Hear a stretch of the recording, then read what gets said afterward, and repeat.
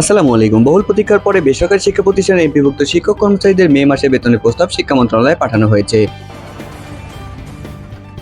আজকে বুধবার এই প্রস্তাবটি পাঠানো হয়। মন্ত্রণালয়ের অনুমোদনের পর শীঘ্রই সরকারি আদেশ জিও জারি করা হবে বলে জানা গেছে। শিক্ষকদের মে মাসের বেতনের তালিকা এখন পর্যন্ত সংযুক্ত করতে পারে না ইএমআইএস সেল। এদিকে বেতনের বিল সাবমিট হয়ে গেছে ঈদের আগেই। আপনার বেতনটি কত তারিখে ব্যাংকে প্রবেশ করছে এবং কখন উত্তোলন করতে পারবেন, সকল কিছু নিয়ে আজকে ভিডিওতে বিস্তারিত আলোচনা থাকছে। যে সকল শিক্ষা প্রতিষ্ঠান পূর্বে নয় এবারও বিল সাবমিট করতে পারেন নাই, তারা মে মাসে বেতনটি বন্ধ হয়ে যাচ্ছে। প্রথম লটে কতজন শিক্ষক বেতন পাচ্ছেন এবং আপনি কোন লটে কত তারিখে বেতন পাচ্ছেন, সকল কিছু নিয়ে আজকে ভিডিওতে বিস্তারিত আলোচনা থাকছে। আপনারা অবশ্যই না টেনে পুরো ভিডিওটি দেখবেন এবং বেতন ভাতা স্বয়ংক্রিয় শিক্ষকদের আপডেট পেতে আমাদের এই টেকবিডি 2.0 ইউটিউব চ্যানেলটি সাবস্ক্রাইব করে আমাদের পাশে থাকবেন। চলুন আমরা মূল ভিডিওটি শুরু করি।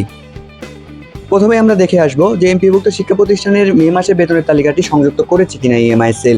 এর পরবর্তীতে আপনাদের জিওটি কখন জারি হলো এবং এর পরবর্তী জিও কবে জারি হতে পারে এবং আপনাদের শিক্ষা মন্ত্রণালয়ের প্রস্তাবটি কি অবস্থানে রয়েছে মন্ত্রণালয় সে বিষয়ে বিস্তারিত আলোচনা করব। প্রথমে আমরা ইএমআই সেল অর্থাৎ education management information system EMI সেলে যে ডাইরেক্টর অফিস রয়েছে সেখানে তালিকাটি সংযুক্ত হয়েছে কিনা আমরা সর্বপ্রথম সেটি দেখে আসবো। এর জন্য আপনাদের হাতে থাকা একটি স্মার্টফোন নিয়ে গুগল ব্রাউজারে চলে যাবেন। সেখান থেকে লিখবেন গুগল ব্রাউজারে যে ইএমআই সেল লেখার পরে আপনারা স্ক্রিনে যে ড্যাশবোর্ডটি দেখতে পাচ্ছেন এরকম একটি ড্যাশবোর্ড আপনাদের সামনে শো করবে।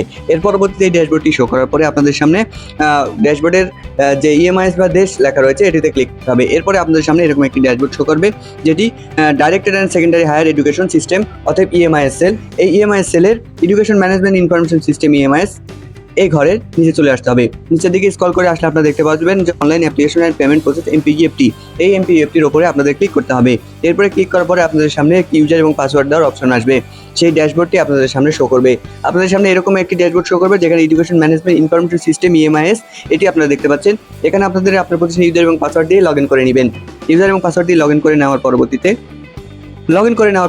আপনাদের সামনে স্ক্রিনে যে ড্যাশবোর্ডটি দেখতে পাচ্ছেন এরকম একটি ড্যাশবোর্ড শো করবে যেটি এডুকেশন ম্যানেজমেন্ট ইনফরমেশন সিস্টেম অর্থাৎ নিচে দেখেন এমপিও লেখা রয়েছে। আপনাদের উপরের দিকে একটি 3 ডট অপশন রয়েছে, সেই 3 ডট অপশনে আপনাদের ক্লিক করতে হবে। এই যে উপরে যে 3 ডট অপশন রয়েছে এই 3 ডট অপশনের উপর আপনাকে ক্লিক করতে হবে। 3 ডট অপশনে ক্লিক করার পর আপনাদের সামনে টোটাল ড্যাশবোর্ড এবং এমপি এরকম অপশন দেখাবে। এমপির উপর ক্লিক করলে আপনাদের সামনে এই যে পেমেন্ট স্ট্যাটাস, এই পেমেন্ট স্ট্যাটাসে আপনাদের মে মাসের তালিকাটি সংযুক্ত হয়েছে কিনা সেটি দেখাবে, যার কারণে আপনারা পেমেন্ট স্ট্যাটাসের উপর ক্লিক করবেন। এরপরে ক্লিক করার পরে আপনাদের সামনে এরকম একটি ড্যাশবোর্ড শো হবে পেমেন্ট স্ট্যাটাস। এখান থেকে আপনাদের 25-26 অর্থ বছরটি সিলেক্ট করে দিতে হবে।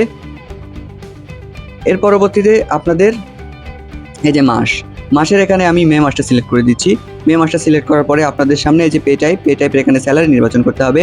তারপরে আপনাদের সামনে এই যে লোড অপশন রয়েছে, এই যে লোড এবং রিসিট লোড বাটনে আপনাকে ক্লিক করতে হবে। লোড বাটনে ক্লিক করার পর আপনারা দেখতে পাচ্ছেন এখানে কিন্তু এখন পর্যন্ত কোনো তালিকা সংযুক্ত হয়নি। এই যে দেখে আসুন নিচের দিকে ফাঁকা স্ক্রিন, অর্থাৎ এখানে কিন্তু এখন পর্যন্ত কোনো তালিকা সংযুক্ত হয় নাই, যার কারণে কিন্তু এখানে কোনো তালিকা দেখাচ্ছে না। ইএমআই সেল যদি এখানে তালিকা সংযুক্ত করতো তাহলে আরও এক ধাপ এগিয়ে যেত বেতন ব্যবস্থা। তো বর্তমানে এটি কি অবস্থানে রয়েছে সেই বিষয়ে আমরা একটি দৈনিক শিক্ষা প্রতিবেদনের বিস্তারিত ভিডিও দেখে আসি। আমরা সরাসরি ইএমআই সেলে দেখলাম যে এমপিভুক্ত শিক্ষা প্রতিষ্ঠানের মার্চ মাসের বেতনের তালিকাটি কিন্তু এখন পর্যন্ত সংযুক্ত করতে পারে না ইএমআই সেল। তাহলে এমপিভুক্ত শিক্ষকদের বেতনের মে মাসের বেতনের প্রস্তাব মন্ত্রণালয়ে রয়েছে, সেটি কি অবস্থান রয়েছে সে বিষয়ে আমরা একটু আলোচনা করে আসি।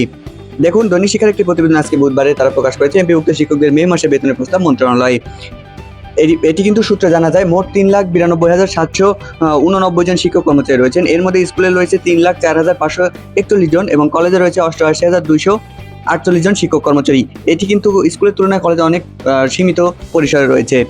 এখানে তারা কি বলছে দেখুন, এমপিভুক্ত শিক্ষক কর্মচারীদের মে মাসের বেতনের প্রস্তাব শিক্ষা মন্ত্রণালয়ে পাঠানো হয়েছে।